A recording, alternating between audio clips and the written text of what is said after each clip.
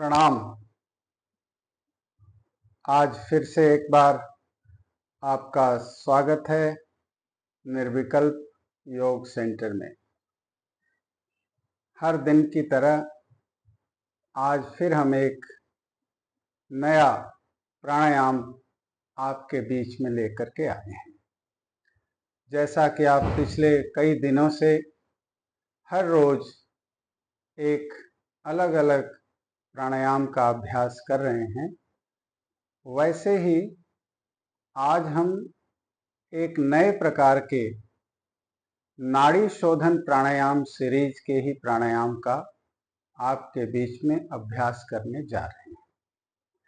इसे बहुत ही ध्यानपूर्वक आप देख करके, समझ करके और फिर उसका अभ्यास करिएगा। हमने पहले भी आपको बोला है कि यह मार्ग बहुत धैर्य के साथ चलने का मार्ग है, योग का मार्ग। इसमें और सांख्य योग में कोई बहुत मूलभूत अंतर नहीं है। इसलिए हमें बहुत सारे सिद्धांत, बहुत सारी चीजें सांख्य योग से लेकर के और इसमें मिलाकर आपके बीच में हम रख रहे हैं। बहुत धैर्य के साथ, यानी पेशेंस के साथ इसे आप धारण करें, इसका अभ्यास करें और जो भी इसमें छोटी मोटी सावधानियां हैं उसका भी आप ध्यान रखें। देखिए, श्वास और प्रश्वास, इस संसार का हर प्राणी श्वास लेता है, श्वास छोड़ता है।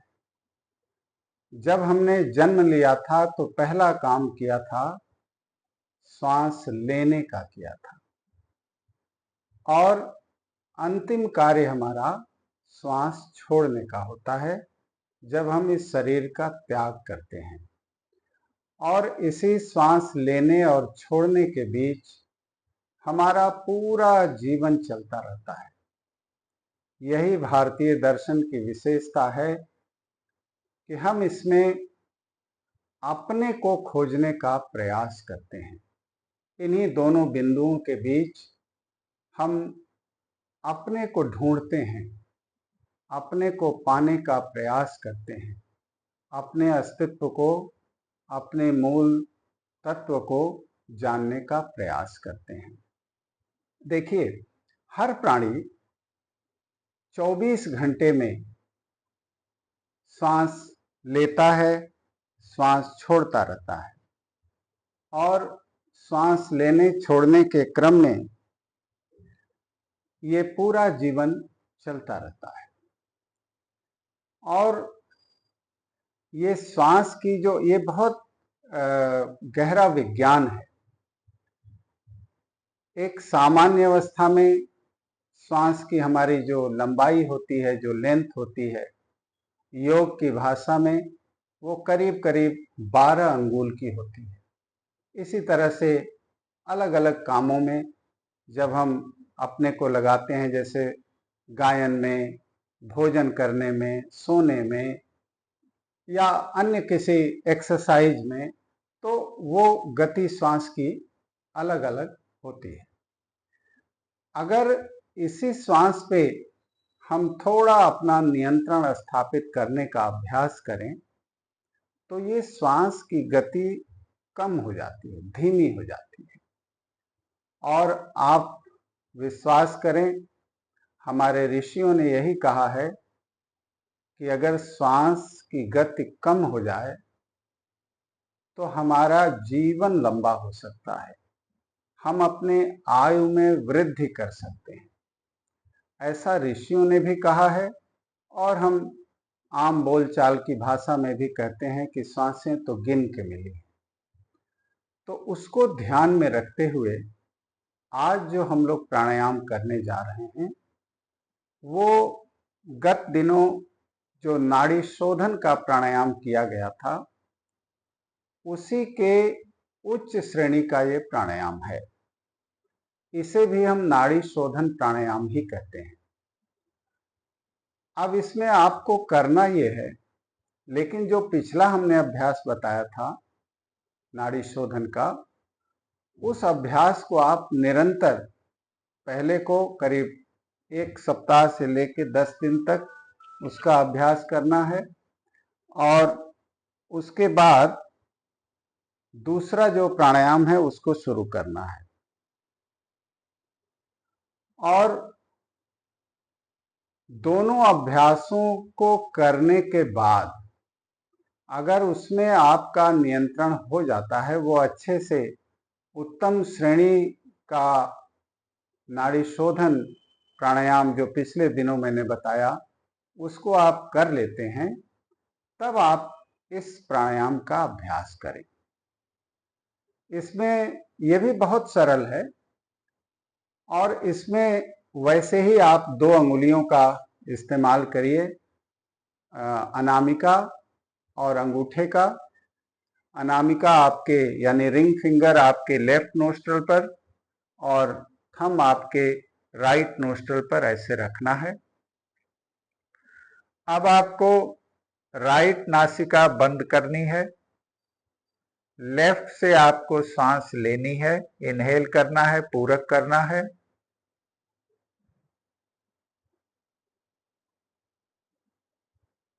पूरक करने के बाद आप लेफ्ट को भी बंद कर लीजिए,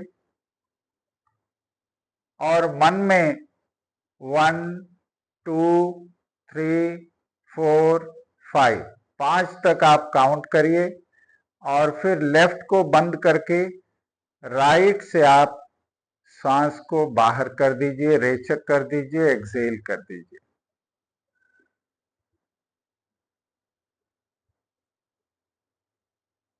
फिर आप राइट से सांस अंदर लीजिए,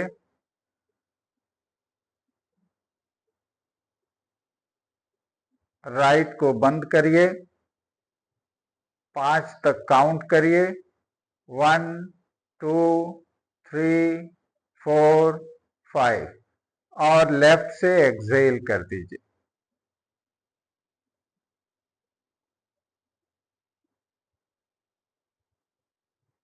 इस तरह से ये आपकी एक आवृत्ति हुई, और इसकी कम से कम आप 12 आवृत्तियां करिए। यानी लेफ्ट से बाईं नासिका से श्वास लेना है, पूरक करना है, फिर दोनों नासिका बंद करके 5 तक काउंट करके कुंभक करना है अंदर, और फिर राइट से श्वास को बाहर कर देना है। फिर आप राइट से सांस को अंदर करिए, इनहेल करिए, फिर राइट को बंद करके 5 तक काउंट करिए, और लेफ्ट से सांस को बाहर कर दीजिए, आउट कर दीजिए। इस तरह से जब आप इसका 12 का अभ्यास करेंगे, तो आपके भीतर जो श्वास की गति का जो अनवरत प्रवाह चल रहा है, उस पर धीरे धीरे नियंत्रण आएगा। इस प्राणायाम को करने से पिछले प्राणायामों की तरह इसमें भी आपको पूरे शरीर के रोम रोम में ऑक्सीजन का प्रवाह होगा। सारे नर्व्स में जितनी भी नाड़ियां हैं, सब में प्राण के जो द्वार हैं वो खुलेंगे, और साथ ही साथ पूरे ब्रेन में, हार्ट में एक शुद्ध ऑक्सीजन आप पर्याप्त मात्रा में देंगे। देखिए, ये उन लोगों के लिए और भी लाभदायक है जो बहुत स्ट्रेसफुल लाइफ जी रहे हैं, जिनका काम भी बहुत तनाव का काम है, या जो बहुत सोचते हैं, बहुत एंजाइटी में रहते हैं, जल्दी जल्दी बहुत एग्रेसिव हो जाते हैं, इनके अलावा बच्चों को भी आप धीरे धीरे इस अभ्यास तक ले आ सकते हैं। इससे बच्चों के जो स्मरण शक्ति है, जो मेमोरी पावर है, वो बहुत तीक्ष्ण होगी, तीव्र होगी। उनका कंसंट्रेशन का लेवल धीरे धीरे इंक्रीज होगा। जो उनके भीतर की अत्यधिक चंचलता है वो शांत होगी। और ऐसा करते रहने से उनके भीतर का जो मूल ज्ञान है, जो सहज ज्ञान है, जो उनके भीतर की जो शक्तियां हैं, उनको वो जागृत कर पाएंगे। तो ये सभी के लिए बहुत ही उत्तम कोटि का प्राणायाम है। इसमें भी और भी आगे प्राणायाम हैं। नाड़ी शोधन की सीरीज बहुत लंबी है, लेकिन हम उसमें से आपको जो छांट छांट करके, जो आपके लिए बहुत सहज है और बहुत लाभकारी है, वही हम आपके बीच में रख रहे हैं। आग्रह सिर्फ यही है कि आप इसको उसी सीक्वेंस में करिए, उसी तरीके से करिए जैसा पिछले दिन हमने पहला प्राणायाम नाड़ी शोधन का बताया था, उसको करिए। हफ्ते 10 दिन का जब अभ्यास हो जाए, उसके बाद आप उसमें का दूसरा करिए। उसका भी अभ्यास कुछ दिनों तक आप करिए।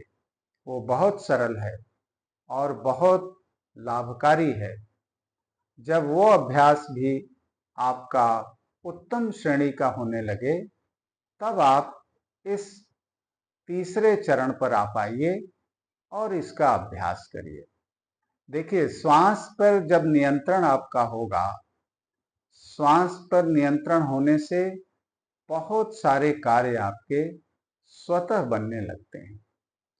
आपके भीतर जो तमाम तरह की जो शक्तियां विद्यमान हैं, उनको आप एक्टिवेट कर पाते हैं और इसके चलते आपको तमाम तरह के ऐसे ही लाभ मिलते हैं जिनको लेकर के आप बहुत परेशान रहते हैं।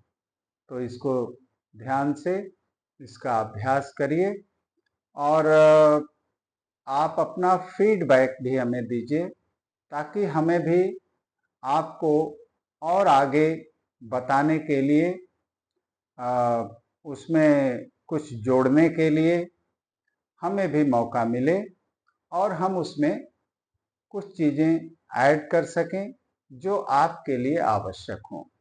अगर आपको कोई विशेष चीज़ के लिए कोई तकलीफ है, कोई डिजीज से आप सफ़र कर रहे हों, किसी भी तरह की, ज़्यादातर जैसे सर्वाइकल स्पॉन्डिलाइटिस और बैक पेन है, नी पेन है, आर्थराइटिस है, या हाई ब्लड प्रेशर है, लो ब्लड प्रेशर है, पेट से संबंधित बहुत सारी तकलीफ़ों से लोग गुजर रहे हैं, तो इन सब चीज़ों पे अगर आप हमें अपना सुझाव, अपनी राय हमारे साथ शेयर करेंगे, तो निश्चित रूप से हम आपको उस पर ज़रूर एक वीडियो बना करके हम आपके सामने रखेंगे।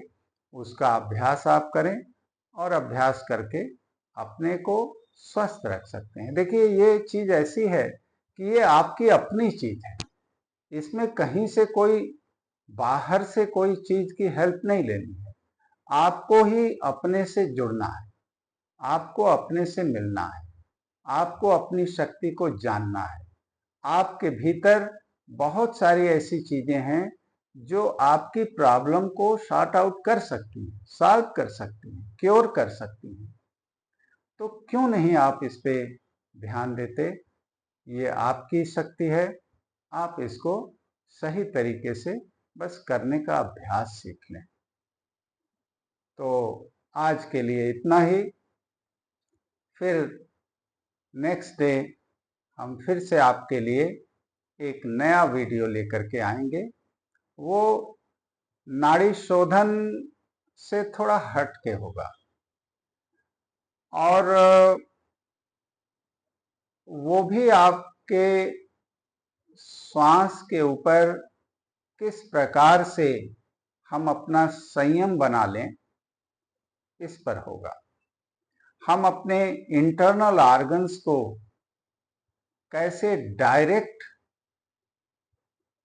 प्राण का शक्ति भेजें, उसके ऊपर होगा। तो इन्हीं शब्दों के साथ आप सबका बहुत बहुत धन्यवाद। आपने समय निकाला, हमें समय दिया और इसका आप अभ्यास करके अपने को स्वस्थ रखें, सुखी रखें। और आज स्वतंत्रता दिवस है, इसकी ढेर सारी शुभकामनाएं। आप सब वास्तव में अपने भीतर से स्वतंत्र हों, यही मेरी प्रभु से कामना है। बहुत बहुत धन्यवाद। प्रणाम।